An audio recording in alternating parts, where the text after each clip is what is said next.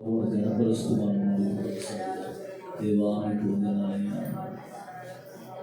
Thank you lord, thank you lord, thank you lord, thank you lord, thank you Jesus.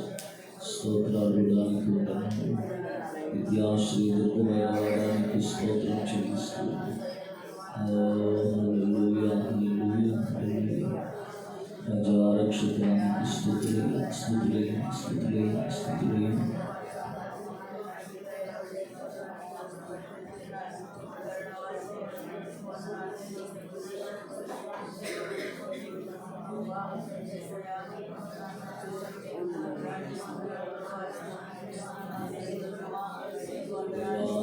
వందనాలు చెల్లిస్తున్నాను స్వామి.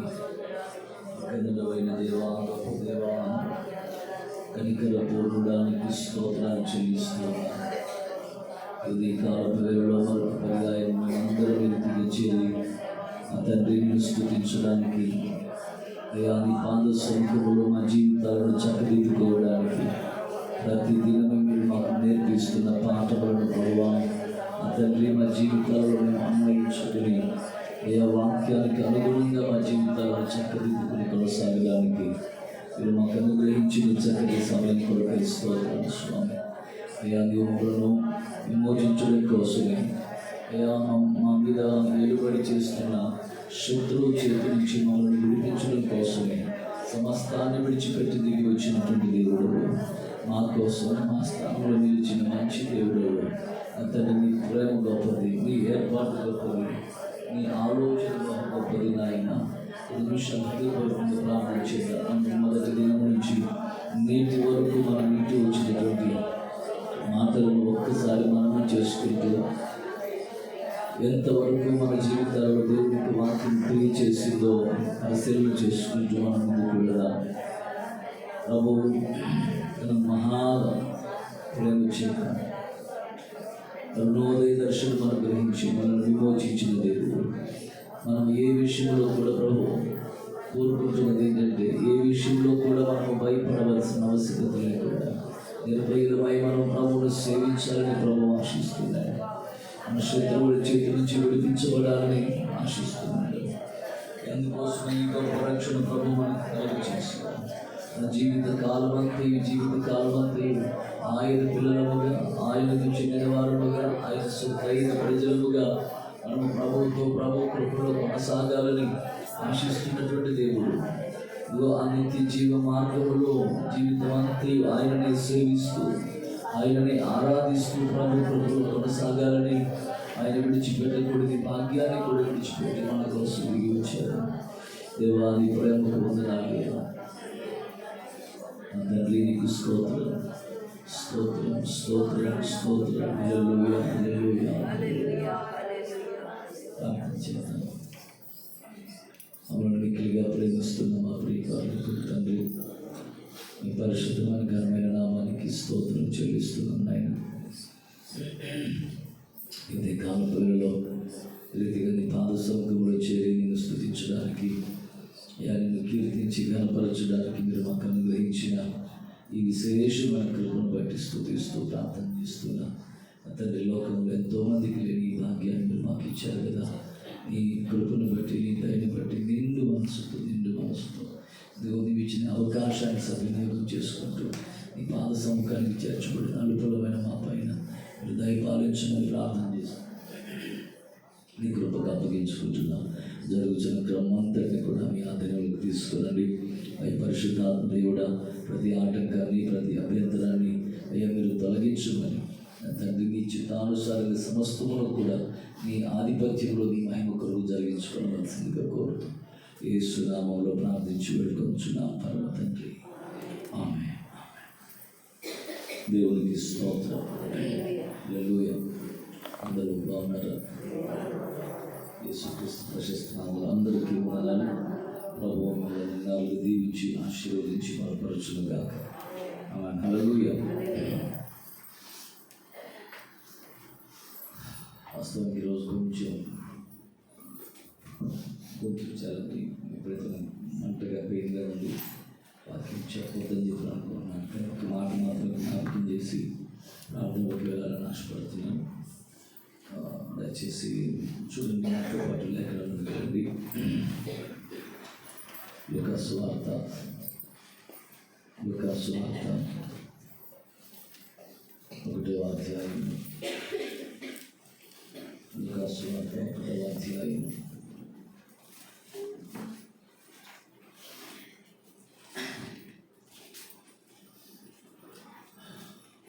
68 నుంచి చదువుకుందాం. లూకా సువార్త 68వ వాక్యం చదువు. ప్రభువైన ఇశ్రాయేలు దేవుడు స్తుతింపబడును గాక. ఇశ్రాయేలు దేవుడు స్తుతింపబడును గాక. ఆయన తన ప్రజలకు దర్శనమిచ్చి వారికి విమోచన కలుగజేసెను. తన సేవకుడైన దావీదు వంశమునందు మన కొరకు రక్షణ శృంగమును, అనగా మన శత్రువుల నుండి మనలను ద్వేషించు వారందరి చేతి నుండి తప్పించి రక్షణ కలుగజేశాడు. దీనిని గూర్చి ఆయన ఆది నుండి తన పరిశుద్ధ ప్రవక్తల నోట పలికించాడు. ఆయన మన పితరులను కరుణించుటకును తన పరిశుద్ధ నిబంధనను అనగా మన తండ్రి అయిన అబ్రహాముతో తాను చేసిన ప్రమాణమును జ్ఞాపకము చేసుకొనుటకును మనము శత్రువుల చేతి నుండి విడిపింపబడి మన జీవిత కాలమంతయు నిర్భయులమై ఆయన సన్నిధిని పరిశుద్ధంగాను నీతిగాను ఆయనను సేవించడం కొరకు అనుగ్రహించి ఈ రక్షణను కలుగు చేశారు. మరియు ఓ శిశువా, నీవు సర్వోన్నతుని ప్రవక్త అనబడదు. మన దేవుని మహావాత్సల్యమును బట్టి వారి పాపములను క్షమించుట వలన తన ప్రజలకు రక్షణ జ్ఞానము ఆయన అనుగ్రహించినట్లు ఆయన మార్గములను సిద్ధపరచుటకై నీవు ప్రభువునకు ముందుగా నడుతూ మన పాదములను సమాధాన మార్గంలోనికి నడిపించినట్లు చీకటిలోను మరణ ఛాయలోను కూర్చుండు వారికి వెలిగించుటకై ఆ మహావాత్సల్యమును బట్టి పైనుండి మనకు ఆయన అరుణోదయ దర్శనం అనుగ్రహించారు. దేవునికి స్తోత్రం కలుగును గాక. హల్లెలూయా. ఈ చదవబడినటువంటి లేఖన భాగంలో ఇద్దరు వ్యక్తుల గురించినటువంటి ప్రస్తావన మనకు కనపడుతుంది. ఒకటి, మనకు రక్షణ శృంగంగా ప్రభువు నియమించినటువంటి, మన కొరకై జనించినటువంటి మహామహిమలో ఉన్నటువంటి దేవదేవుడు శరీరధారి అయి వాక్యరూపిగా మన మధ్యకు వసించినటువంటి, లేకపోతే మన మధ్యకు వచ్చినటువంటి దేవదేవుని గురించినటువంటి మాట. ఇంకొకటి ఎవరి గురించి అంటే, ఆయన మార్గములను సిద్ధపరచుట కొరకు ముందుగా పుట్టినటువంటి, లేకపోతే ముందుగా పంపించబడినటువంటి భక్తుడైనటువంటి బాప్తిస్మం ఇచ్చే యోహాను గారి గురించినటువంటి మాటలు. ఈ రెండు మాటలను మనకి కలగలిపి మిళితపరిచినటువంటి విషయాలు. అయితే క్రీస్తు ప్రభు వారు కూర్చున్నటువంటి విషయంలో చెప్పినటువంటి మాట ఏంటంటే, ఆయన మహావాత్సల్యమును బట్టి మన పాపముల నుండి మనను క్షమించడం కోసం, మనకు రక్షణ జ్ఞానం అనుగ్రహించడం కోసం ప్రభువు మనలను రక్షించడం కోసం ప్రభు ఈ లోకానికి దిగి వచ్చారని చెప్పినట్టు, ఆ శిశువు ఆ రక్షణ జ్ఞానం కలగడం కొరకై, లేదు పాప క్షమాపణ పొందుకోవడం కొరకై ఆ మార్గమును మొదటిగా సిద్ధపరిచేటువంటి వాడిగా ఉంటాడు అని బాప్తిస్మం ఇచ్చే యోహాను గురించినటువంటి మాటలు తెలియజేస్తున్నారు. దేవునికి స్తోత్రం. హల్లెలూయా. సో ఈరోజు నేను ఎదుటికి నేను తీసుకుని రావాలనుకున్న ఉద్దేశం ఏంటంటే, ఆయన వాత్సల్యము మనం క్షమించబడడానికి హేతు అవుతుంది. దేవునికి స్తోత్రం. ఆయన మహావాత్సల్యం ఏం చేస్తుంది అంటే, ఆయన మహావాత్సల్యం ఏం చేస్తుంది చెప్పండి? మనము క్షమించబడడానికి హేతు అవుతుంది. ఆయన మహావాత్సల్యము ఆయన ప్రత్యక్షత పొందుకోవడానికి హేతు అవుతుంది. ఈ మహావాత్సల్యం అని రెండు పర్యాయాలు ఇక్కడ ప్రస్తావించబడ్డం మనము స్పష్టంగా చూస్తున్నాం. దేవునికి స్తోత్రం కలుగును గాక. హల్లెలూయా. సో ఈ మహావాత్సల్యం అనేటువంటిది ఇది ఈ లోకంలో ఏ మనుషుడు కూడా కనపరచగలిగిన, అది కనపరిచేటువంటిది కాదు, కానీ ప్రభువు మాత్రమే అది తన హృదయంలో తను కలిగినటువంటి ప్రేమ చొప్పున మనము విడిపించబడడం కోసం, జీవితకాలం అంతా కూడా మనము నిర్భయులమై ప్రభువు స్తుతించడం కోసం ప్రభుని ఆరాధించడం కోసం మనము మన శత్రువుల చేతి నుంచి విడిపించబడినటువంటి వారమై క్షమించబడడం ద్వారా ఆయన ప్రత్యక్షత పొందుకున్నట్టు ద్వారా ఆయన సిద్ధపరిచిన గొప్ప రక్షణను మనం స్వతంత్రించుకోవాలని ప్రభువు నియమము చేత దేవుడు ఆయన ఈ లోకానికి దిగి వచ్చారు. దేవునికి స్తోత్రం. ఇంతకీ మన శత్రువులు ఎవరు అని చెప్పని మనం ఆలోచన చేస్తే మన శత్రువులు భౌతిక సంబంధమైన వారి శత్రువులు కాదు. మన శత్రువు ఎవరు అని అంటే పాపమే. మన శత్రువు ఎవరు చెప్పండి? పాపమే. మన శత్రువు మరణమే. మన శత్రువు పాపము, మన శత్రువు మరణము. ఈ పాపము ఏం చేస్తుంది అంటే ఆకర్షిస్తుంది, మన ప్రలోభ పెడుతుంది, మభ్య పెడుతుంది, మాయ చేస్తుంది, ఉన్నతమైనటువంటి ఏర్పాటుల నుంచి ఉన్నతమైన అభిషేకపు స్థితి నుంచి కూడా దిగజార్చేస్తుంది. పాపము ఎంత సులువుగా చిక్కులు పెడుతుందంటే ఎంత సులువుగా, ఎంత ఈజీగా దేవుని ఏర్పాటులో నుంచి, దేవుని ప్రణాళికలో నుంచి, దేవుని ప్రత్యక్షతలో నుంచి, దేవుని వాక్యపు యొక్క ఆ ప్రత్యక్షతలో నుంచి కూడా జారిపోయి దేవుని మార్గాల్లో నుంచి తప్పిపోయి సమస్తాన్ని కోల్పోయేట్లుగా చేస్తుంది. చెట్టు చివరికి కాయల పడి మరణానికి ఇచ్చేట్లుగా చేస్తుంది. పాపమునకున్నటువంటి బలమది. దేవునికి స్తోత్రం కలుగునుగా. ఈ పాపము యొక్క బలము నుండి మనం విడిపించబడాలి. అంటే పాప భీతి లేనిటువంటి వారమై మనము మన బ్రతుకు కాలం అంతా కూడా మనము నిర్భయులంగా మనం జీవించగలగాలి. చాలామంది జీవితాల్లో పాపము చేసినటువంటి ఆ పాపపు భీతి వెంటాడుతూ ఉంటుంది. ఆ పాపము చేస్తున్నప్పుడు సంతోషంగానే ఉంటుంది, కానీ పాపమునకు బానిస అయిపోయి పాపం వల్ల కలుగుతున్న తాత్కాలిక ఆనందం, తాత్కాలిక సంతోషం ఆ సమయానికి బాగానే ఉంటుంది, కానీ ఆ సమయంలో ఎంజాయ్ చేస్తున్నప్పుడు బాగానే ఉంటుంది, కానీ దానివల్ల వస్తున్నటువంటి ఫలితము ఎంత ఎంజాయ్ చేశారో దానికి మించినటువంటి భయాన్ని కలిగిస్తుంది, బాధను కూడా కలుగజేస్తుంది. ఇంతకీ ఆ భయము, ఆ బాధ ఎక్కడికి దారి తీస్తుందంటే మరణానికి దారి తీస్తుంది. దేవునికి స్తోత్రం. కానీ ఇక్కడ నేను ఈరోజు మీకు చెప్పాలనుకున్న ఒక మంచి మాట ఏంటంటే, మన అవిధేయతలన్నిటిని కూడా క్షమించడం కోసం మనం ఆ పాప భీతి నుంచి మనం విడిపించబడేటువంటి వారమై నిర్భయులముగా, అంటే ఆ పాపము భయమేమీ లేనటువంటి వారంగా, దాని వలన మనము విడిచిపెట్టబడతామని, దేవునికి దూరం అయిపోతామని, ఇంకా దేవుడు విడిచిపెట్టేస్తాడని, దేవుని రాజ్యానికి మనం వారసులము కాలేమనేటువంటి ఆ భయం అంతటిని కూడా మనము విడిచిపెట్టిన వారమై నిర్భయులముగా జీవిత కాలం అంతా కూడా ప్రభువుని సేవించడం కోసం, ఆరాధించడం కోసం, ఆయన సన్నిధిలో ఆయన పాదాలు పట్టుకుని ప్రణమిల్లడం కోసం ప్రభువు మనకి ఈ రక్షణ అనుగ్రహించాడు. ఆయనను మనకి బహుమానంగా అనుగ్రహించాడు అని చెప్పడానికి నేను సంతోషిస్తున్నాను. స్తోత్రం. చాలా సందర్భాల్లో మనకి కలిగినటువంటి కష్టం కలిగినప్పుడు, బాధ కలిగినప్పుడు, నేను చేసిన ఆ అవిధేయత వలనే ఆ పాపమే నన్ను వెంటాడుతుంది, ఆ పాపపు ప్రభావం అని చెప్పి అనుకుంటాం, మనం ఒప్పుకుంటాం, కనికరించబడతాం, ఆ తర్వాత దాని నుంచి మనం విడిపించబడతాం. కానీ దాని యొక్క జ్ఞాపకాలు కావచ్చు, దాని యొక్క భయము కావచ్చు, జీవితకాలం చాలామంది జీవితాల్లో అది వెంటాడుతూనే ఉంటుంది.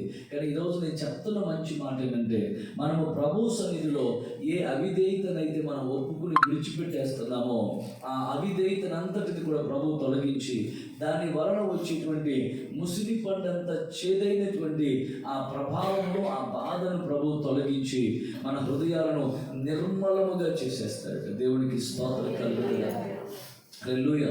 మనం ఏ సంతోషాన్ని అయితే పోగొట్టుకుని భయంతో ఉన్నాం, ఏ పాపమైతే చేసి సంతోషాన్ని పోగొట్టుకుని భయపడుతూ, బాధపడుతూ, రకంగా నిట్టూర్పులతోనే, కన్నీళ్లతోనే మన జీవితాన్ని వెళ్లదీస్తున్నామో ఆ స్థితిని అంతటిని కూడా ప్రభు కొట్టివేసి మరలా మన జీవితాన్ని నవనూతన పరిచి నూతనమైన మార్గాన్ని ఏర్పాటు చేసి అనుక్షణము కూడా తన వాత్సల్యము చేత ప్రతి దినము కలుగజేసుకుంటున్న నూతనమైన వాత్సల్యత చేత మనలను మరణానికి అప్పగించకుండా జీవానికి పురికొలిపి నడిపించేటువంటి మంచి దేవుని మనం కలిగి ఉన్నామని చెప్పడానికి నేను సంతోషిస్తున్నాను. దేవునికి స్తోత్రం. హల్లెలూయా. నాకు ఎప్పుడు కూడా నేను చాలా సందర్భాలు చెప్పినటువంటి మంచి మాట ఏంటంటే, మనము తల్లి గర్భంలో పిండంగా రూపుదిద్దబడక మునుపు, అంటే మనలో పాపము కానీ అది ఏ విధమైనటువంటి అసహ్యమైనది, దేవునికి అవిధేయమైనది ఏది చొరబడక మునుపు, అసలు రూపమే ఏర్పడక మునుపు మనలను దేవుడు ఎలాంటి ప్రేమతో మనల్ని ప్రేమించాడో, ఈ లోకంలోకి వచ్చిన తర్వాత విధమైన తంత్రముల చేత, వివిధమైన ఆకర్షణ చేత మన మనస్సు, మన హృదయం, మన జీవితం, మన మార్గాలన్నీ కూడా పాడైపోయిన స్థితిగతుల్లో ఉన్నప్పటికీ కూడా అదే ప్రేమతో మనల్ని ప్రేమిస్తూ ప్రతి దినము కూడా నూతనమైన వాత్సల్యతను కలుగు చేసుకుంటూ నవనూతనమైన చైతన్యంతో నింపుతూ నేనున్నాను, ఏం కాదు, ధైర్యంగా ఉండుని, ఆ పాపము నేను జయించడం కోసం, పాపము వలన వచ్చేటువంటి ఆ ఫలితం నుండి తప్పించబడడం కోసం. స్తోత్రం. అంటే ఒక మాట నేను మీకు చెప్పాల్సిన మంచి మాట ఏంటంటే, మనం వన్స్ ఒకసారి ఒప్పుకున్న తర్వాత దాని వలన మనం ఫలితము పొందుకోకుండా మనం ఉంటాము.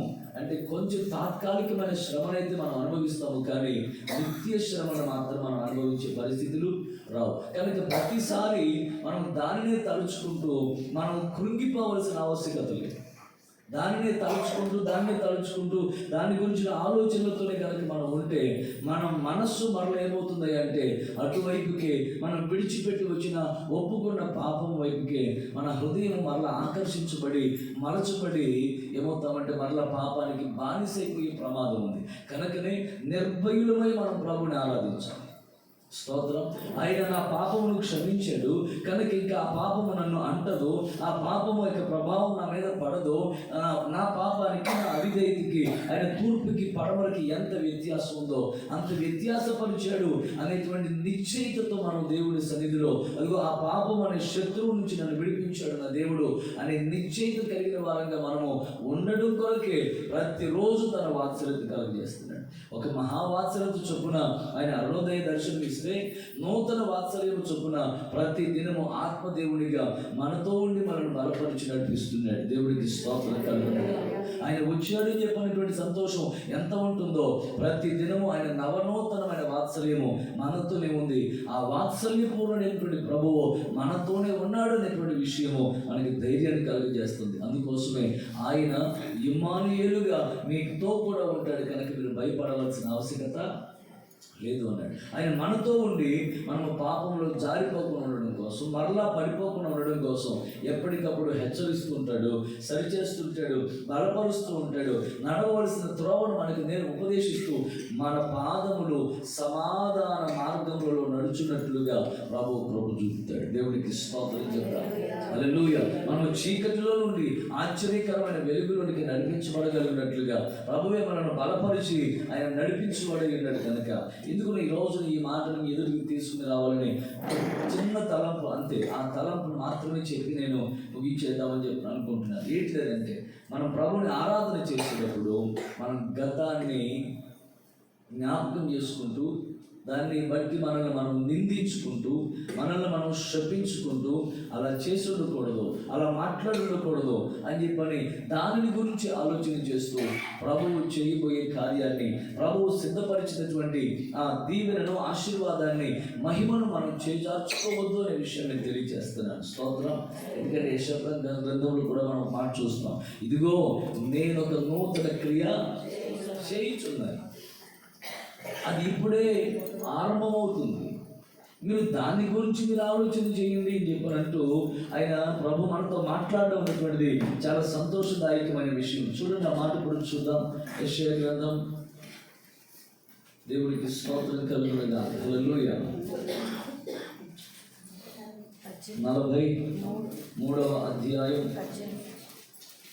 18వ వాక్యం.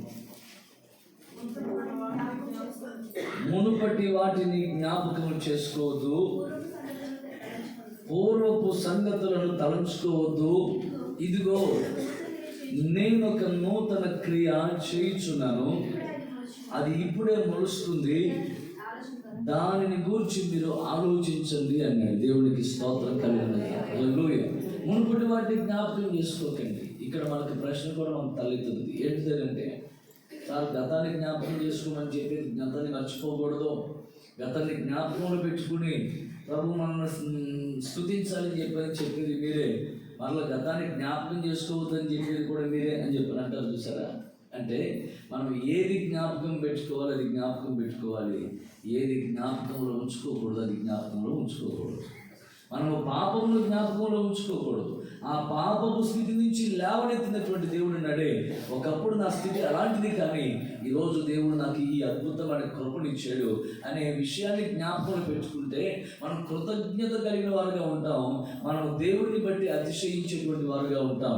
ప్రభువు చేసే కార్యాన్ని మనం స్వతంత్రించుకోగలిగిన వారుగా మనం ఉంటాం. దేవుడికి స్తోత్రం కలుగునుగా. గతాన్ని తలంచుకుని అది ఏ తలంపు అంటే మనల్ని మనం కృంగదీసే తలంపులు కాదు మనం జ్ఞాపకం చేసుకోవాల్సింది, తలంచుకోవాల్సింది. మనం బహుమానాన్ని పొందుకోకుండా వెనుకకి లాగేటువంటి వాటిని కాదు మనం తలంచుకోవాల్సింది. కృతజ్ఞత కలిగి దేవునితో కూడా మమేకమై కొనసాగుట కొరకు మన స్థితిని మనం మార్చాడే, దానిని జ్ఞాపకం చేసుకుని ప్రభువుని స్తుతించాలి తప్పించి మనం కృంగదీసే, మనల్ని వెనుకకి లాగే, మరలా పాపం వైపుకు ఆకర్షించేటువంటి వాటిని మనం జ్ఞాపకము చేసుకోకూడదు. వెనుక తిరిగి చూడొద్దు. దేవుడి లోతును కూడా సొదొమ గొమొర్రా పట్టణాల నుంచి విడిపించినటువంటి వాడే నీ ప్రాణం దక్కించుకోవాలని చెప్పి అనుకుంటే గనక నీవు ఈ మైదానంలో ఎక్కడ నిలవబాకు. నువ్వు వెనుక తిరిగి అసలు చూడబాకు. నువ్వు విడిచిపెట్టి వచ్చిన దాన్ని నువ్వు చూడబాకు. ఇదిగో ఆ శ్రేష్టమైన అయితే నీకు క్షేమమునిచ్చే ఆ పర్వతానికి వెళ్ళిపోయి అప్పుడు నీ ప్రాణం దక్కించబడుతుంది. నీ మీద మరణం ఏలుబడి చేయదు. అయితే నాశనమైన అంటుకోకుండా నేను సంరక్షించబడతావు. నీకు ఆ పర్వతమే సురక్షితమైన స్థానం. అది ఏంటిది అంటే అది ప్రభువు సన్నిధి, అది సీయోను పర్వతం. దేవుడికి స్తోత్రం కలుగునుగా. హల్లెలూయా. మన జీవితాల్లో ప్రభువు చేసే కార్యం గురించి మనం ఆలోచించాలి. మన జీవితాలు నిజమే మనం పాపము చేయడం ద్వారా జీవితం ఎండినట్టు అయిపోయింది. అయితే మనం దోషము చేయడం ద్వారా మన జీవితంలో పరిస్థితులన్నీ కూడా వీడు బారిపోయినట్లుగా అయిపోయాయి. అసలు కనీసం చిన్న మొలక కూడా, పచ్చదనం కూడా కనబడిన పరిస్థితులు అయిపోయాయి. ఎటువైపు చూసినా కూడా ఎండమావుల వంటి పరిస్థితులు అయిపోయాయి. మనం అనుకున్నది ఒకటి, జరిగింది ఒకటి అయిపోయింది. మనం ఏదో పర్లేదని అనుకున్నాం, కానీ అది ప్రమాదంగా మారిపోయింది. అది ఏదైనా సైతం కూడా ఎడారిగా మారిపోయింది. కదా చిన్న పండు రమ్యంగా అనిపించింది, తినడానికి ఆహారానికి మంచిదిగా అనిపించింది. సో అవిధేయమైనటువంటి ఆజ్ఞను అతిక్రమించి చేసింది. ఆ ఏదేను అనుభవం ఎలాగైపోయింది? ముళ్ళ పొదలు, గచ్చ పొదలు, చెమట వచ్చి చెమటతోనే భూమిని తడిపి, రక్తమును చెమటగా మార్చి చెమటతో భూమిని తడిపి విత్తి పండించుకుని ఎంతో విత్తితే ఇంతే దొరికేటువంటి పరిస్థితులు. అంటే ఎడారి అనుభవం. ఒకప్పుడు సంతోషం, ఇప్పుడు దుఃఖం. ఒకప్పుడు సమృద్ధి, ఇప్పుడు ఏమీ లేని పరిస్థితి. ఒకప్పుడు పచ్చదనం, ఇప్పుడు ఎండిపోయినట్లుగా అయిపోయినటువంటి అనుభవం. నిజమే, మనం తప్పు చేయడం ద్వారా, దేవునికి అవిధేయంగా ప్రవర్తించడం ద్వారా పరిస్థితులు అలా మారిపోయాయి. కానీ ప్రభువు దగ్గరకు వస్తే ఆయన మనకి రక్షణ ఇస్తున్నాడు. రక్షణ వస్త్రాల చేత మనం అలంకరింపజేస్తున్నాడు. మన చీకటిని అంతటిని కూడా తొలగించి నవనూతన పరిచి నూతన మార్గంలో నడుచుడు కొరకు ప్రభు మనను బలపరిచి కొనసాగిస్తున్నాడు. దేవునికి స్తోత్రం. ఇదిగో నేను ఒక నూతన క్రియ చేయించున్నాను, దాని గురించి ఆలోచించండి అని చెప్పినట్టు ఎలాంటి కార్యం చేస్తానంటే చెప్తున్నాడు. కింద అక్కడ చూడండి మాటలు చూస్తాము. నేను అరణ్యములో త్రోవ కలుగ చేస్తున్నాను, ఎడారిలో నదులు పారజేస్తున్నాను. దేవునికి స్తోత్రం కలుగునుగా. హల్లెలూయా. ఏం చేస్తున్నాడు చెప్పండి? అరణ్యములో త్రోవ, ఏ దారిలో వెళ్ళాలో అర్థం కాని పరిస్థితిలో నీకు దారిని ప్రభు ఏర్పాటు చేస్తున్నాడు. అంత మాత్రమే కాదు, ఎండిపోయినటువంటి ఎడారిలో నీకేమవుతుంది? అద్భుతమైన దైవికమైన సహాయము, దైవికమైన కృప, ఉన్నతమైనటువంటి ఆ నిరీక్షణ నీ జీవితంలో ప్రభువు కలగజేసి నీ జీవితాన్ని ఆశీర్వాదకరంగా సంతృప్తిదాయకంగా మలచడం కోసం ప్రభువు సిద్ధపరుస్తుంటే మనము దాని గురించి ఆలోచించకుండా మనం గతంలో తప్పిపోయాము, దేవునికి దూరం అయిపోయాము, పడిపోయాము అనేటువంటి దాని గురించి మనము ఆలోచిస్తూ మనం కూర్చోవలసిన ఆవశ్యకత మనకి లేదు. అందుకోసమే ప్రభు మన కొరకే ప్రత్యక్షమై మనము జీవిత కాలం అంతయు కూడా ఆ శత్రువు చేతి నుండి, పాపం అనే శత్రువు చేతి నుంచి విడిపించబడినటువంటి వారమై, నిర్భయులమై, పాపము భీతి లేనిటువంటి వారమై, నిరీక్షణ కలిగిన వారముగా సమాధానకరమైన మార్గములలో మన పాదములు నడిపించబడుతూ చీకటిలో నుండి ఆశ్చర్యకరమైన వెలుగులోనికి ఆ పాదములు అడుగులు వేసుకుంటూ వెళ్ళిపోగలగాలి. దేవునికి స్తోత్రం కలుగుతుంది. అది దైవ నియమం. కానీ మనం చీకటిలోనే ఉంటుంది. మనం నడిపించబడిన తర్వాత కూడా, విడిపించబడిన తర్వాత కూడా మనం లోతు భార్య వలె మనలో వెనుదిరిగి చూస్తున్నటువంటి వారమై, వెనుదిరిగినటువంటి వారమై, దేవుని ఆజ్ఞను అతిక్రమించినటువంటి వారమై. కానీ లోతు భార్య నిజంగా వెనుదిరిగింది అంటే తను సంపాదించుకున్న బంగారం మీద, తను పెట్టుకున్న బంగారం నగల మీద మనసు తిరిగిందని చెప్పి అనుకుని బోధలు మనకు తెలుసు, దేవునికి స్తోత్రం. కానీ ఆమె బంగారం మీద మమకారంతోనో లేదా ఆమె సంపాదించినటువంటి ఆస్తిపాస్తుల మీద ఉన్నటువంటి మమకారంతోనో కాదు, కానీ అక్కడ తనకున్నటువంటి లేదా తనకు ప్రియమైనటువంటి వ్యక్తులు, తన కుటుంబ సభ్యులు ఉన్నటువంటి కారణం చేత వారు నాశనం అయిపోతున్నారు అనేటువంటి ఒక మమకారం చేత తిరిగింది. కానీ ఆ మమకారం కూడా దేవుని ఆజ్ఞను అతిక్రమించేదిగా ఉండకూడదనే పాఠం మనకు నేర్పించడం కోసం ప్రభు పెట్టినది. దేవునికి స్తోత్రం కలుగుతుంది. ఆమె బంగారం మీద ఆశ, బంగారం మీద పిచ్చి కలిగినటువంటి కాదు. ఆమె మమకారం కలిగిందే, ప్రేమ కలిగినటువంటిదే. ఆయన ఆరాధన చేసేటువంటి వారు పాపానికి బానిసైపోకూడదు, మమతకి కూడా బానిసైపోకూడదు.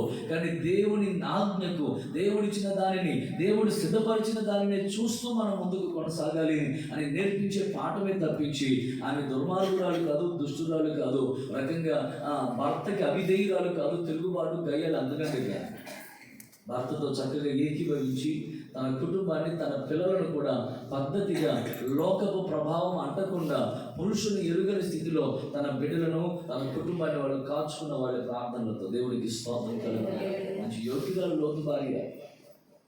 ఆమె దుర్మార్గురాలు, దుష్టురాలు చెప్పడానికి మనం అనుకుంటాం అన్నమాట, కానీ ఆమె దుర్మార్గురాలు కాదు. ఆవిడ దేవుడికి స్తోత్రం. ఆమె మమకారం తన ఆ కుమార్తెలకు లేదా వివాహములు చేయడం కొరకై. ఇంకో విషయం చెప్పాలి, లోతుకి 2 కూతుళ్ళే కాదు ఉంది, లోతుకి 2 కూతుళ్ళే కాదు, ఇంకా ఉంది. చాలా మంది సంతానం ఉన్నారు. దేవుడికి స్తోత్రం. ఆ సంతానం మీద ఉన్నటువంటి మమకారంతో దేవుని ఆజ్ఞలు తిరగొద్దు. అక్కడ ఎవరున్నా సరే, ఏమైనా సరే, స్తోత్రం. ఈ విషయాన్ని మనం జ్ఞాపకం పెట్టుకోవాలి. మన జీవితంలో కూడా గతంలో ఏమున్నా, ఎవరున్నా, ఎలాంటి సందర్భాలు, సంభవాలు, లేదా ఎలాంటి సంబంధాలు ఉన్నప్పటికీ వాటినన్నిటిని కూడా మనం ఏం చేయాలి? దేవుని ఆజ్ఞ చేత, దేవుని ప్రత్యక్షత చేత, దేవుని ఆయన ఇచ్చే బహుమానము చేత వాటన్నిటిని కూడా మరచిన వారమై మన దృష్టి ప్రభు మీద పెట్టి, ఆయన ఇంత త్యాగం చేసి నా కింద చేస్తే నేను ఈ త్యాగం చేయలేనా? దేవుడికి స్తోత్రం. హల్లెలూయా. అసలు క్రిస్మస్ అంటే త్యాగం కదండి. క్రిస్మస్లో ఎంత త్యాగం జరిగింది. ఆయన ఇంత నా కోసం ఇంత త్యాగం చేస్తే నేను కనీసం కొంచెం కూడా నేను త్యాగం చేయలేనా? నా ఇష్టాలు కావచ్చు, లేదా నా ప్రేమలు, నా మమతలు, నా బంధాలు నేను త్యాగం చేయలేనా? కొన్ని ఇష్టాలు మన ప్రభు కొరకు విడిచిపెట్టగలిగిన అనుభవంలో ఉంటే మన జీవితం ఆశీర్వాదకరంగా, అద్భుతంగా మార్చబడుతుంది. అంటే మన ఇష్టాలు దేవుని ఆజ్ఞను అధిగమించేదిగా ఉండడానికి వీళ్ళు, దేవుని ఆజ్ఞను అతిక్రమించేదిగా ఉండడానికి వీళ్ళు. మందసాన్ని తీసుకొచ్చేటప్పుడు కూడా మందసం మీద ఒక పాడి ఆవులతో బండి కట్టించి దాని మీద మందసాన్ని పెట్టి తీసుకుని వస్తూ ఉంటాయి. కానీ ఈ పాడి ఆవులకి దూడలు ఉంటాయి. ఈ దూడలు, ఈ ఆవులు వెళుతుంటే దూడలు కట్టివేయబడితే అవి పాల కోసం కావచ్చు, లేదా తల్లికి దూరం అవుతున్నాను కావచ్చు, ఆ పిల్లలు అరుస్తూ ఉంటే ఆ పిల్లల యొక్క, ఆ దూడల యొక్క రంకెలకు కావచ్చు, కేకలకు కావచ్చు, ఈ మోస్తున్నటువంటి ఈ ఆవులు వెనుదిరగకూడదు, ఆగిపోకూడదు. ఆ ప్రయాణం కొనసాగిపోవాల్సిందే. స్తోత్రం. ఆ పాఠం మనకు నేర్పడం కొరకు లోతు దగ్గర ఆ పాఠం కావచ్చు, ఇదిగో ఆ మందసాన్ని తీసుకెళ్తున్న ఆ బండి దగ్గర పాఠం కావచ్చు, మన జీవితంలో ఇదిగో క్రీస్తు ప్రభు చూపిస్తున్న సూచనలు, మార్గాలు ఎన్నో ఉన్నాయి. దేవునికి స్తోత్రం కలిగి. లోకం మీద మమకారం కావచ్చు, నీ కన్నబిడ్డల మీద మమకారం కావచ్చు, లేకపోతే నీ శరీరం మీద నీ మమకారం కావచ్చు, లేదా నీ ఇష్టం మీద కావచ్చు.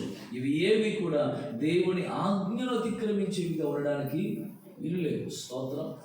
దేవుని ఆజ్ఞను అతిక్రమించేలా చేసింది ఏదైనా తోటలో మంచిదిగా అనిపించినటువంటి ఆ మమకారం తెలుసుకునేది తీసేసుకో, తన ఇష్టంతో వెళ్ళి తీసేసి. లోతు భార్య కూడా తన మమకారంతో వెనుదిరిగింది, ప్రాణాన్ని పోగొట్టేసుకుంది. కానీ నేను తెలియజేస్తున్న మంచి మాట ఏంటంటే, మనం ఏదైనప్పటికీ దేవుని ఆజ్ఞను అతిక్రమించేదిగా ఉండడానికి వీలు లేదు. అయితే మనం పొరపాటు చేశాం, కానీ వారి వల్ల వెంటనే మనకు శిక్షణ దేవుడు అనుమతించడం. కానీ ఆ పాప భీతి వలన మన జీవితాంతం కూడా మనం కృంగిపోయి కృషించిపోకుండా ఉండడం కోసం, మనకి విడుదల కలగజేసి నెమ్మదిని అనుగ్రహించడం కోసం, పాప క్షమాపణ పొందుకోవడం కోసం ఆయన మహావాత్సల్యం చేత ఆయన మనకు దర్శనం అనుగ్రహించాడు, ప్రత్యక్షత కలుగజేశాడు. ఆయన దేవుడు మనకు అనుగ్రహించాడు. దేవునికి స్తోత్రం. హల్లెలూయా. మనము జీవిత కాలము నిర్భయులుగా ప్రభువుని సేవించుదుముగాక. ఆమె మరణ భయము లేని వారముగా ప్రభువును సేవించడము కాక, గత కాలపు పాప భీతి చేత మనము బాధించబడకుండా మనము ప్రభు కృప చేత మనం అతిశయిస్తూ మనం ప్రభు కృపలో కొనసాగుదుము కాక. ఆమె హల్లెలూయా. మన శత్రువు ఎవరు చెప్పండి? మొదటి శత్రువు పాపమే. కడపటి శత్రువు ఎవరు? మరణమే. పాపము పరిపక్వమై ఏం చేస్తుంది? మరణానికి కంటుంది, మరణానికి దారి తీస్తుంది. దురాశ గర్భమును ధరిస్తుంది, ఆశ గర్భం ధరిస్తుంది, పాపం కంటుంది, పాపం పరిపక్వం అవుతుంది, అది మరణానికి ఈడ్చుకుని వెళ్ళిపోతుంది. దేవుడి పిల్లల అయితే ఆ మరణం నుండి, ఆ ఫలితం నుండి మనల్ని తప్పించడం కోసం, విడిపించడం కోసం మనం క్షమించబడేటువంటి వారమై మనము బ్రతుకు కాలమంతా కూడా దేవుని యందే భయము భక్తి కలిగి ఆయన ఆజ్ఞల మార్గంలో నడవడం కోసం ప్రతి క్షణం ప్రభు మనకి క్షమాపణ సిద్ధపరిచి, నేను క్షమించాను, వెనక్కి చూడబాకు, నన్ను మర్చిపో, నీకున్న క్రొత్త జీవితాన్ని నువ్వు స్టార్ట్ చేయి, నీ క్రొత్త జీవితాన్ని కొనసాగించు, నేను నీ జీవితంలో ఒక గొప్ప కార్యాన్ని చేయబోతున్నా, మేలైన కార్యాన్ని చేయబోతున్నా, నువ్వు దాని గురించి ఆలోచించు, కానీ పాపం గురించి కాదు, గతాన్ని గురించి కాదు. స్తోత్రం. ఒక్కొక్కరి గతంతో తరచి చూస్తే అందరి గతాలు ఎలా ఉంటాయి అంటే సమాధి గోతిలాగానే ఉంటాయి. అందరి గతము తెరచిన సమాధిలాగానే ఉంటుంది, అందరి ఎముకలతోనూ కుళ్ళిపోయినటువంటి విధంగానే ఉంటుంది. కానీ ఈరోజు సుందరంగా సౌమ్యంగా మనం ఉండగలిగామనంటే కేవలం అది దేవుని కృపే. మనం ఆ కృపను చూస్తూ, కృపను గణపరుస్తూ మనం ముందుకు కొనసాగాలి, ఆరాధించాలి, సేవించాలి. కానీ గతాన్ని ఎప్పుడు జ్ఞాపకం చేసుకుంటూ చాలా మందిలో ఈ వైఖరి ఉంటుంది. రైతు చేశావు, తప్పిపోయావు, జారిపోయావు, తల్లిదండ్రుల మాట వినలేదు, బోధకుల మాట వినలేదు, నీకు నచ్చినట్లుగా, కన్ను కోరుకున్నట్లుగా, మనసు ఆశించినట్లుగా, మనసును అదుపులో పెట్టుకోలేక రకరకాలుగా ప్రవర్తించి సమాజానికి బాధాకరంగా, నీ కుటుంబానికి బాధాకరంగా, కనీసం నీకే నీ జీవితం వ్యర్థమైపోయేట్లుగా ప్రవర్తించి ఉండొచ్చు.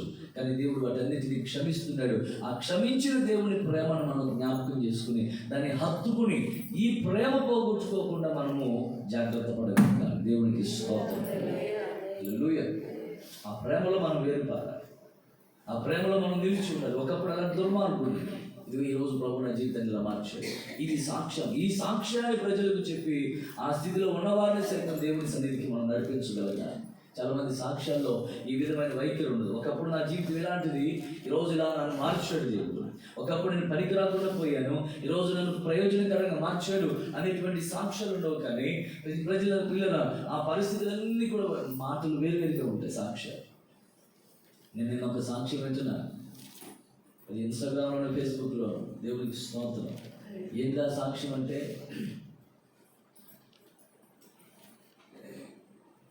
పిల్లలు స్కూల్కి వెళ్ళిపోయారు, భర్త ఆఫీస్కి వెళ్ళిపోయాడంట. ఏసై ఇచ్చి భుజం మీద చేసాడంట. రా కూర్చొని మాట్లాడుకుందాం అన్నాడంట. అదే ప్రభావం వంట అవ్వలేదని చెప్పిందంట.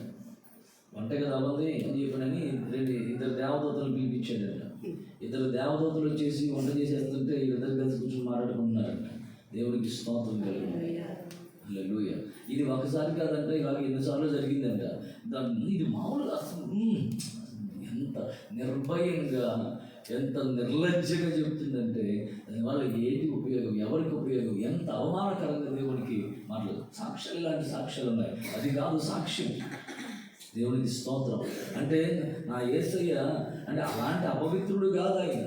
అంటే భర్త పిల్లలు వెళ్ళిపోయిన తర్వాత వచ్చి భుజం మీద చేసి రా కూర్చుందామని మాట్లాడేటువంటి దుర్మార్గుడు కాదు ఆయన నా యేసయ్య. దేవునికి స్తోత్రం.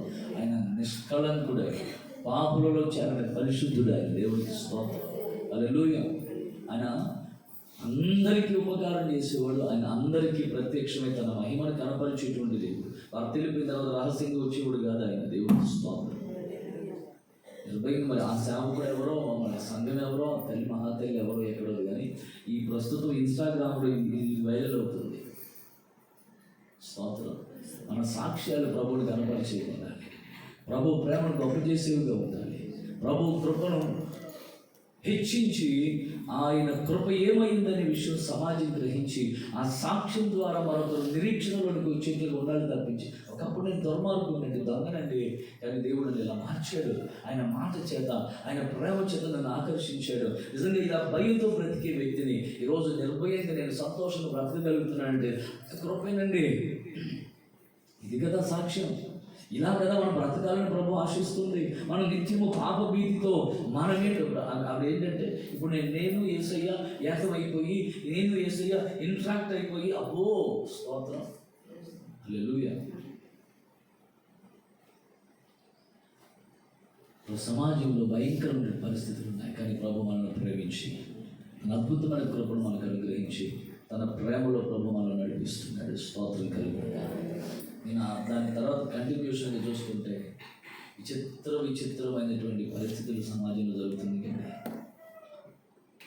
విచిత్రమైన సెమీ క్రిస్మస్ ఆరాధనలో స్టేజ్ మీద ఒక వెధవ వాడు కడ్రాయి తగులుతున్నాడు. నిజం. వాడు అండర్వేర్తో లోయర్తో బనీన్ వేసుకున్నాడు, లోయర్ వేసుకున్నాడు. ఒక అమ్మాయితో వెనకాల సిలువ హ్యాపీ క్రిస్మస్ అని బోర్డు పెట్టుకుని అక్కడ మళ్ళీ దరిద్రం అంటే అంత దరిద్రం. మన పాపపు బ్రతుకును మనం విడిచిపెట్టి నిర్భయులమై దేవునితో జీవించాలని చెప్పని ప్రభు ఆశిస్తుంటే మళ్ళా మనం అక్కడికే వచ్చేది పని చేస్తాం.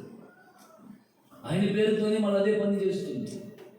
ఆయన పేరు, ఆయన వచ్చాడని, ఆయన ప్రేమ చూపించాడు, నా కొరకు చనిపోయాడని చెప్పని మరలా అదే విధమైనటువంటి స్థితిలో మనం ఉండకూడదు. అది దేవుని ఉద్దేశము కాదది. మనం నూతనపరచబడాలి, నూతన మార్గంలోనికి రావాలి. ఎండిపోయిన ఎడారి ఏదేనుగా మార్చబడగలగాలి, నరకం పరలోకంగా మార్చబడాలి, మరణం జీవంగా మార్చబడాలి. అది దేవుని ఆశ. అందుకోసమే ఆయన పరలోకాన్ని విడిచిపెట్టొచ్చింది. మనం సంతోషంగా ప్రభుని వెంబడిస్తున్నామని చెప్పి అనుకుంటూ మరణపు నేడులోనే పాపపు ప్రయాణం చేసేస్తున్న ప్రజలు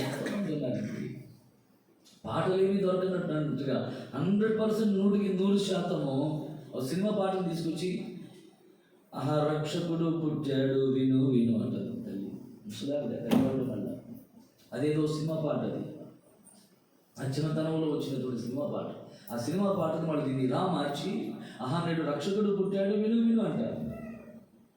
ఎంత దౌర్భాగ్యంగా ఉందంటే సమాజం. కానీ దేవుడు నేను చాలా సంతోషించే విషయం ఏంటంటే మనలను దేవుడు కనికరించాడు. దేవుడికి స్తోత్రం. ప్రభు తన కృపలో నిలబెట్టాడు. ఇలా నిలబెట్టిన ఈ స్థితిలో ఉండి కూడా కొంతమంది చేస్తున్న పని ఏంటంటే అందరి వలె చేయకపోయినా తమను తాము నిందించుకుంటూ నేను అలా చేశాను కాబట్టి నా బ్రతికేలాగా సాగిపోతుంది, నేను ఆ దోషం చేశాను కాబట్టి, నేను ఆ విధంగా ప్రవర్తించాను కాబట్టి నా జీవితం అంతా చిందరవందరైపోయింది, కొత్తలు జీవితం ఇస్తరులాగా అయిపోయింది అని తమను నిందించుకుంటూ ప్రభు సన్నిధిలోనే ఉంటున్నారు. అందరిలాగా ప్రవర్తించట్లేదు. కానీ ఈ ఆత్మధన్యత భావంతో చాలామంది కొనసాగిపోతున్న పరిస్థితులు అవుతున్నాయి. కానీ మనం అలా ఉండడానికి వీలు లేదు. మనల్ని మనం నిందించుకునే వారంగా ఉండకూడదు. ఈ నిందించుకునే స్థితి ఎక్కడికి వెళ్తుంది తెలుసా? మనల్ని మనం శపించుకునే స్థితికి వెళ్తుంది. అలా మనం శపించుకోవడం కాదు. దేవునికి చేతనైతే నేను ఆశీర్వదించబడ్డవాడని చెప్పగలగాలి. దేవుడికి స్తోత్రం. అందరూ నన్ను ధన్యుడు అంటారని చెప్పుకోని కలగాలి. మరి ఆ మాట అంటుంది. చూడండి, ఆ మాట చూద్దాం ఒకసారి. మీకు లూకాసు వార్త మరియా చక్కని, నిజంగా ఎంత చక్కని సాక్ష్యం ఇస్తుందంటే లూకాసు వార్త 46వ వాక్యం నుంచి చదువుదాం. ఇట్లా నేను నా ప్రాణము ప్రభువును కనపరచుచున్నది, ఆయన తన దాసురాలి దీన స్థితిని కటాక్షించును. నా ఆత్మ నా రక్షకుడైన దేవుని యందు ఆనందిస్తుంది. సర్వశక్తిమంతుడు నాకు గొప్ప కార్యములు చేశాడు కనుక ఇది మొదలుకొని అందరూ నన్ను, అన్ని తరముల వారు నన్ను ధన్యురాలు అంటారు కానీ కళంకురాలు అనరు. దేవునికి స్తోత్రం కలుగు. హల్లెలూయా. నా ప్రభువు నాకు గొప్ప కార్యం చేశాడు. స్తోత్రం. ఆయన నా దీన స్థితిని కటాక్షించాడు. ఎంత అద్భుతమైన ఇది కదండి సాక్ష్యం. నా ప్రభువు నాకు గొప్ప కార్యం ఏం చేశాడు? ఆయన నన్ను కటాక్షించి నన్ను గణపరిచాడు. నాకు ఒకప్పుడు ఘనత లేని స్థితి, హీనమైన స్థితి, దీన స్థితి, కానీ ఈరోజు ప్రభు నన్ను కటాక్షించాడు. హల్లెలూయా. మనం నిందించిన స్థితిలో ఉండడానికి వీలు. సో లోకులు అలా వెళ్ళిపోతున్నారు. కానీ దేవుడితో ఉన్నామని అనుకుంటూ, దేవుడిలోనే ఉన్నామని అనుకుంటూ, మనల్ని మనం నిందించుకుంటూ, శపించుకుంటూ, పాడు జీవితం అని అనుకుంటూ, మన జీవితాన్ని అసహించుకుంటూ బ్రతికేస్తున్నాం. కానీ ప్రభువు సిద్ధపరిచిన రక్షణ ఎంత గొప్పది నాన్న. ప్రభువు నీ కొరకే చేసిన త్యాగం ఎంత గొప్పది. నువ్వు అలా నిందించుకుంటూ జీవితకాలం బ్రతకడం కోసం కాదు, నువ్వు నిర్భయురాలవై ప్రభువుని సేవించడం కోసం, ఆరాధించడం కోసం కదా నేను బ్రతికించి విడిపించింది. ఎందుకు నేను నిందించుకుంటున్నావు? ఇంకా నీవు ఎందుకు నీ మనసును కష్టపెట్టుకుంటున్నావు? ప్రభు ప్రేమిస్తున్నాడు. ప్రభు తన కృపను ఆయన దూరం చేసే దేవుడు. ఈ క్రిస్మస్కి అయినా సరే నీ మనస్సు నూతన పరచబడిన అనుభవానికి కలగాలి. దేవునికి స్తోత్రం కలగాలి. ప్రభుతో మమేకమైపోయి ప్రభువును గురించి అతిశయిస్తూ, ఆయన చేసిన గొప్ప కార్యములను బట్టి నీ నోరు ప్రభువుని స్తుతిస్తూ దేవదూతల సర్వ సమూహంతో కూడా కలిసి ఆరాధించగలిగిన స్థాయికి చేర్చబడగలగాలి. ఆమె హల్లెలూయా. ఎందుకని ఈ సమయంలో నాకే తెలియకుండా ప్రభు అద్భుతంగా విస్తారంగా ప్రభు మాట్లాడుతూ వచ్చాడు. మాట్లాడదనుకున్నాను, ఏం చెప్పొద్దనుకున్నాను, అసలు చెప్పే పరిస్థితి లేదు, గొంతు సహకరించట్లేదు. బట్ అయినప్పటికీ ఎందుకునో ప్రభు మనం బహుగా ప్రేమిస్తున్నాడని చెప్పడానికి నేను సంతోషిస్తున్నాను. స్తోత్రం, హల్లెలూయా. కనుక ప్రభు మనకి ఇచ్చినటువంటి కృపను మనం సద్వినియోగపరుచుకుంటూ మన మనస్సు నూతనపరుచుకున్నటువంటి వారమే ఎడారిని ఏదేనుగా మార్చుకుందాం. జీవితం ఎడారిగా అయిపోయిందా? ఎవరు లేనిదిగా అయిపోయిందా? ఏ సహాయం లేనిదిగా అయిపోయిందా? ప్రభు ఖచ్చితంగా దాన్ని ఫలభరితమైనదిగా మార్చిపోతున్నాడు, ఆశీర్వాదకరమైనదిగా మార్చిపోతున్నాడు. ఖచ్చితంగా ఆయన సిద్ధపరిచిన దానిని మనకి ఆయన అనుగ్రహించడం కొరకు సిద్ధపడుతున్నాడు. ఆయన సిద్ధపరిచిన వాటిని అన్నిటినీ కూడా ఆయన వైపే చూస్తూ, ఆయన కృపను కనపరుస్తూ, ఆయన ప్రేమను హత్తుకున్న వారమై మనము ఆ దీవెనలు, ఆశీర్వాదాలు, ప్రభు సిద్ధపరిచిన జీవాన్ని మనం స్వతంత్రించుకుందాం. దేవుడి మాటలు మన వెనుకలో దీవించునుగా. దయచేసి తలలో వచ్చి ప్రార్థన చేద్దాం. దేవా మీకు వందనాలు. కనికర స్వరూపుడా,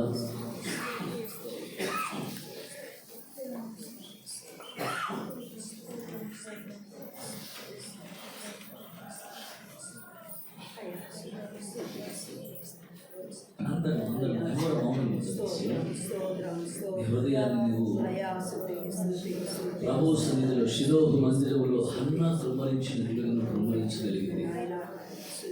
ఆయన నీ శ్రమను, నీ హృదయ వేదనను, నీ బాధను ప్రభువు పూర్ణంగా తొలగించగలిగినట్టు ఈ స్థితిగతులన్నిటినీ మార్చగలిగిన వాడు ఆయన. నీ పరిస్థితి ఒకవేళ మార్చుకోవడం నీకు కష్టంగా ఉండొచ్చు. ఎడారిని ఏదేనుగా మార్చడం ఏ సైంటిస్ట్ వల్ల కూడా కాదు, ఏ అధికారి వల్ల కూడా కాదు.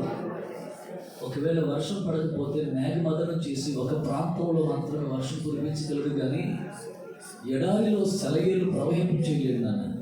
అది ఆయనకు ఒక్కడికే సాధ్యమవుతుంది. మన జీవితాన్ని, మన మనస్సును, మన ఆలోచనలను నూతన పరచగలిగిన శక్తి ఆయనకు ఒక్కడికే ఉంది. నువ్వు సంపూర్ణంగా ఆయన వైపు చూడు. నువ్వు బాధపడడం దేవునికి ఇష్టం కాదు. నువ్వు భయంతో ఉండడం దేవునికి ఇష్టం కాదు. నువ్వు శత్రువు యొక్క భయం చేత, శత్రు భీతి చేత, పాప భీతి చేత నీ బ్రతుకుని ఏడవడం అది దేవుని చిత్తం కాదు. లోకంలో ఎంతోమంది ఆయన పేరుతోనే దారి తప్పిపోయిన వాళ్ళు ఉన్నారు. కానీ నువ్వు దేవుడితోనే ఉండి కూడా దేవుని కృపను పొందుకోలేని స్థితిలోకి వెళ్ళిపోతున్నావు కదా. ప్రభువు చూస్తున్నాడు, నేను ఇంకా ప్రేమిస్తున్నాడు. నీ స్థితిని మార్చడానికి, నీ పరిస్థితిని మార్చడానికి ఇష్టపడుతున్నాను.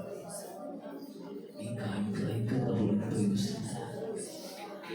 దేవాన్ని పొందుతున్నాను, మహిళలకున్న ఆ వాత్సల్యం నీవే మమ్మల్ని జ్ఞాపకం చేసుకోకపోతే మా జీవితకాలం అంతా ఇలా ఉండాల్సిందే. కానీ నీ ప్రత్యక్షత కలిగిన తర్వాత కూడా మేము ఇలానే ఉండిపోతున్నామయ్యా. దయచేసి మన్నించండి. మా ఇష్టాలు కావచ్చు, మా మమకారాలు, మా ప్రేమలు, మా బంధాలు, సంబంధాలు కావచ్చు, ఇవి ఏవి కూడా నీ ఆజ్ఞను అతిక్రమించేలా ఉండకపోతాయా. లోతు భార్య మంచిదే, తనకు అప్పగించినటువంటి బాధ్యతలను చక్కగా నిర్వర్తించిందే, మంచి ప్రేమ మమకారం కలిగిందే నాయన. కానీ నీ ఆజ్ఞను అతిక్రమించేలా చేసిందా మమకారం, తొదకు ప్రాణాన్ని పోగొట్టుకుందయ్యా. అలా ఉండొద్దు అని అనడం కోసం మాదిరిగా నిలబెట్టేశావు. తండ్రి, ఈ రోజున నేటి తరానికి నాకు నాకు ఇంకా ప్రభువా నీ ప్రేమను కనపరచుచు నాతో మాట్లాడుతున్న మాటలు స్తోత్రం. నీవు చేసిన త్యాగం మా విషయంలో వృధా కాకూడదు. నీవు చేసిన యాగం మా జీవితంలో వృధా కాకూడదు. నీవు కార్చిన వ్యర్థం రక్తం వ్యర్థమైపోకూడదు. అదే కదా నీ తపన, నీ తాపత్రయం. దేవా మీకు ప్రార్థన చేద్దాం. ఎవరైనా ఒకరు ప్రేరేపించగలరు. ప్రభు మాటలను హృదయాల్లో ప్రభు స్థిరపరచాలి. సంఘము సమాజము కూడా పాప భీతి లేనటువంటి వారై మరియవలే ప్రభువు నా దీన స్థితిని కటాక్షించాడు, సర్వశక్తుడు నాకు గొప్ప కార్యాలు చేశాడంటూ ప్రభువును కనపరచగలిగిన అనుభవంలో ఉండటం కొరకే ప్రేరేపించబడిన ఎవరైనా ఒకరు ప్రార్థించేయాలి.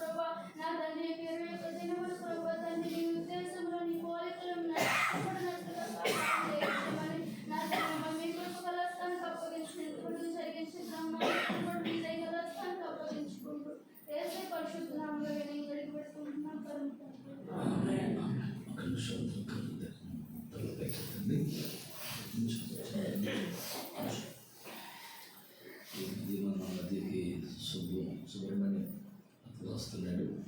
సో రూత్ గారు దేవుని సన్నిధానానికి నడిపించిన బిడ్డని ఆవిడ జీవితం కూడా గతంలో ఎలా ఉండిందో ఎంతగానో దేవుని మాటల చేత పట్టబడి ఆకర్షించబడి ప్రభు నా జీవితాన్ని మార్చాడని చెప్పినట్టు ప్రభు సన్నిధిలో కొనసాగుతున్నాడు. ఈ 21 దినాల ప్రాంతంలో చక్కగా ప్రతిరోజు వస్తున్నాడు. తన జీవితాన్ని ప్రభుకి అప్పగించుకుని కొనసాగుతున్నాడు. అయితే ఈ విషయం చెప్తున్నానంటే ఈరోజు అబ్బాయి పుట్టినరోజు. సో ఈరోజు పుట్టినరోజు కనుక ఈ సంవత్సరం అంటే మునుపటి సంవత్సరాలు ఎలా ఉన్నాయో, ఎలా గడిచిన గత బోర్డు మీద రాసినటువంటి అక్షరాలు ఎలా డస్టర్తో చెరిపివేయబడతాయో, తన గత కాలపు పరిస్థితులన్నీ కూడా అవన్నీ కూడా చెరిపివేయబడి నూతనత్వం నింపబడి ఈ సంవత్సరం ఆ బిడ్డకి ప్రత్యేకమైన ఆశీర్వాదకరమైన రక్షణార్థమైన దేవుని కొరకే బ్రతకగలిగిన సంవత్సరంగా ఇది ఆరంభం అవ్వాలి. దేవుడికి ఈ 1 సంవత్సరం ఉండిపోవడం కానీ ఈ సంవత్సరం నుంచి తన జీవితం టర్న్ అయ్యి కంప్లీట్గా దేవుడి చేతిలో సాధనంగా మనసు వేయబడి ప్రభువుకు మహిమ తెచ్చేటువంటి పాత్రగా ఉండాలని కోరుతూ అందరము బిడ్డ కోసం ప్రార్థన చేద్దాం. తన భవిష్యత్తు దేవుడు దీవెనకరంగా చేయాలని, ఆశీర్వాదకరంగా చేయాలని కోరుతూ ప్రార్థన చేద్దాం. మంచి స్థలంలో వచ్చింది ప్రార్థన చేద్దాం. దేవానికి ఈ ప్రత్యేక సమయంలో సుబ్రహ్మణ్యాన్ని చేతులు కాపాడుతున్నాడు.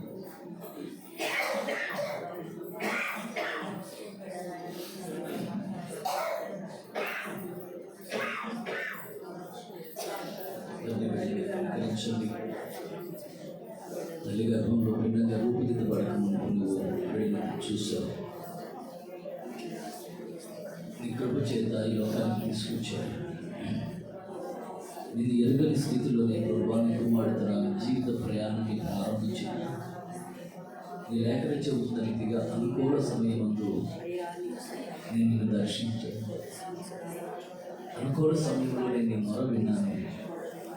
ఇదిగో నా రక్షణ నీకు ఇస్తున్నానని చెప్పినటువంటి వాక్యం చొప్పున నీ నిర్ణయ సమయంలో నీ కుమారుడిని దర్శించి తన హృదయంలో విశ్వాస ప్రక్రియను ఆరంభించి దాన్ని కొనసాగిస్తున్నారని స్తోత్రం.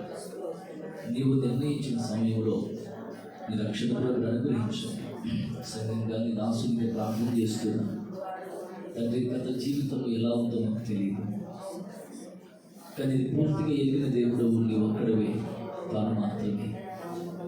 కానీ తన జీవితం స్వామి ఇదిగో రాబోతున్నటువంటి ఈ సంవత్సరం ఈ దినాలన్నింటిలో కూడా మునుపటి గత కాలపు బాధలను వ్యతలను కూడా మరచి ఆ గతమంతా కూడా కొట్టివేయబడి నూతనపరచబడి నూతనత్వంతో నింపబడి తన మనస్సు నూతనపరచబడి అనుభవంలో బిడ్డ కొనసాగాలని ప్రార్థన చేస్తున్నాను. కృప చూపించండి. ప్రార్థన భవిష్యత్తు దేవుడి కలగ చేయడం ప్రార్థించాలి. దాన్ని బిడ్డని బలపరచాలి. భవిష్యత్తును ఆశీర్వాదకరంగా చేయండి. నీ చేతి సాధనంగా నిర్వహించుకోండి. నీ ప్రేమ చేత మీరు బంధించండి.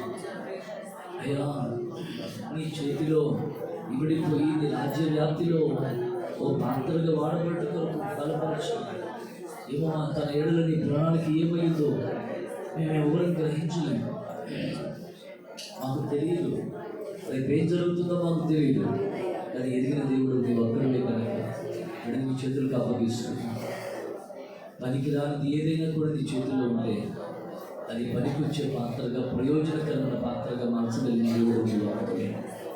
సమాజానికి పనికి రాకపోవచ్చు, మా జీవితాలు మాకే పనికి రాకుండా పోవచ్చు, కానీ పనికి రాని జీవితాన్ని ప్రయోజనకరంగా మార్చగలిగిన శక్తివంతుడు నీ ఒక్కడవే.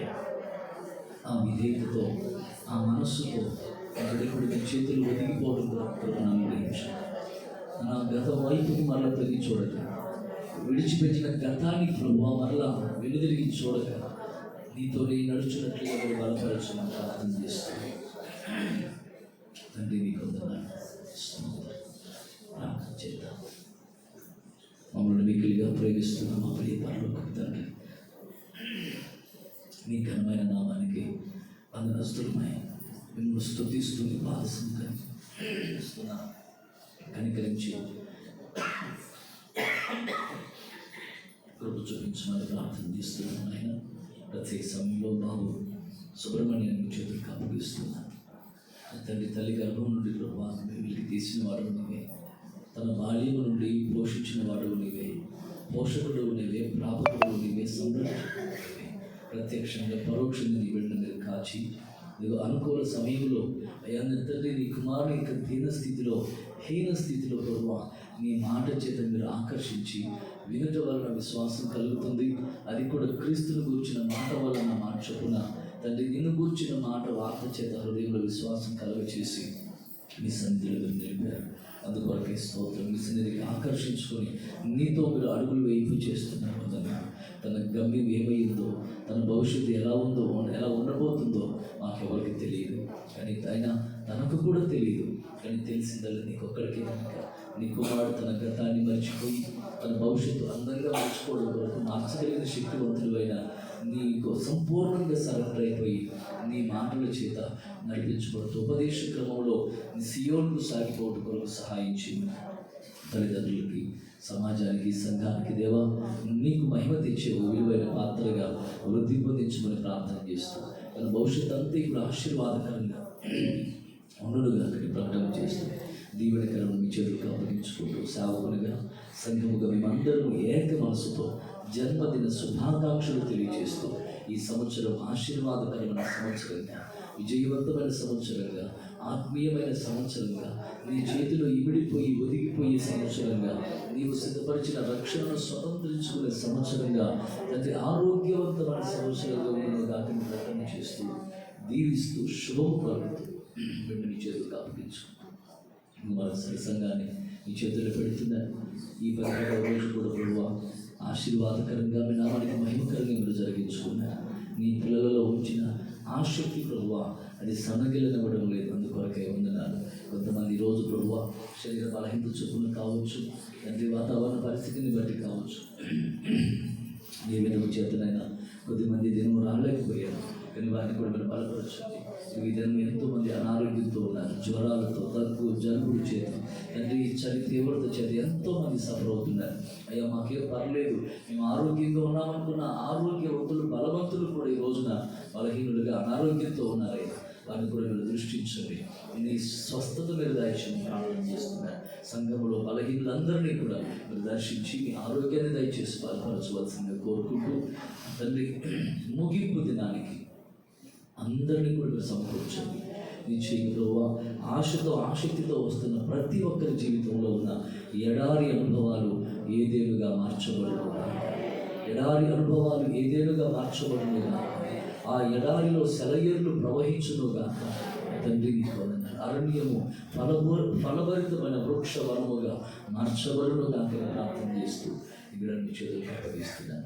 ఈరోజు మీరు మాతో మాట్లాడిన మాట చొప్పున మా జీవిత కాలం అంతయు మేము భయముతోనో పాపపు భీతితోనో కాదు, కానీ నిర్భయులమై అయ్యా పాపపు శత్రువు నుంచి, మరణపు శత్రువు నుండి మేము విడిపించుకునే వారమై నిన్ను నిత్యము ప్రభు నిర్భయులమై సేవించడం కోసం తండ్రి మీరు మమ్మల్ని రక్షించారు. మేము ఆ రీతిగా ఉండగలుగుట కొరకు మీరు కృపణించారు, మీ ప్రత్యక్షతనిచ్చారు, క్షమాపణ ఇచ్చారు. అందుని బట్టి స్తుతిస్తున్నాం. ఇటు అనుభవాలలో మేము కొనసాగించుకోవడానికి బలపరచండి, మహిమ పొందుకుందాం. ఈ దినమంతరికి చాలా కృప దయచేయమని తండ్రి ఈ దిన దీవెలతో మీరు నింపమని ప్రార్థన చేస్తున్నాం. మేము ఏ వ్యక్తులను కలవబోతున్నామో ఆ వ్యక్తులతో మేము మాట్లాడవలసిన మాటలు సరిగా మాట్లాడటం కొరకు సహాయం చేయండి. సంయోచితమైన మాట మా నోట వచ్చండి. ఏ ఏ పరిస్థితులను, ఏ ఏ వ్యక్తులను, ఏ ఏ సందర్భాలు, సంఘటనలు మేము ఎదుర్కోబోతున్నామో వీటన్నిటిలో జ్ఞానముగా ప్రవర్తించడం కొరకు సమయోచితమైన జ్ఞానం మీరు మాకు దయచేయండి. తండ్రి మా ప్రయాసం వృధా కాకుండా అది సన్న ఫలభరిత ముట్టు కొరకు సహాయం చేయమని మమ్మల్ని, మా కుటుంబాలు మీరు కాపుదలకు అప్పగించుకుంటున్నా. నీ క్షమాన్ని విస్తరింప చేసి వచ్చిన ప్రమాదాన్ని కీడు నుండి తప్పించి భద్రపరచమని మీ బలమైన హస్తాలకు, మీ నడిపింపుకు, మీ ఆత్మ నడిపింపుకు అధికారానికి అప్పగించుకుంటూ ఇంతవరకు మీ సన్నిధి మాకు తోడుగా ఉంచినందుకే సమస్త ఘనత, మహిమ, ప్రభావాలు మీకు మాత్రమే కలుగునుగా కంటిన్యూ చేస్తూ నజరేయులకు యేసుక్రీస్తు శ్రేష్ఠ నామములో ప్రాధేయపడి ప్రార్థించి స్తుతించి ఈ మనవులకి పొందుకుని నా పరమ తండ్రి ఆమేన్. మన పరమ తండ్రి అయిన దేవుని ప్రేమ, మన ప్రభువును రక్షకుడైన యేసుక్రీస్తు ప్రభు వారికి నిత్య కృప, మన పక్షంగా విజ్ఞాపన చేసే పరిశుద్ధాత్మ దేవుని కన్యని సహవాసం ఇక్కడ చేరిన మనకును ఆయన పరిశుద్ధ నామమును బట్టి ప్రార్థన చేసే ప్రతి ఒక్కరికి ప్రభు పర్యంతము తోడై ఉండి బలపరిచి దీవించి ఆశీర్వదించును గాక. ఆమేన్. యేసు రక్తమే, శిలువ రక్తమే,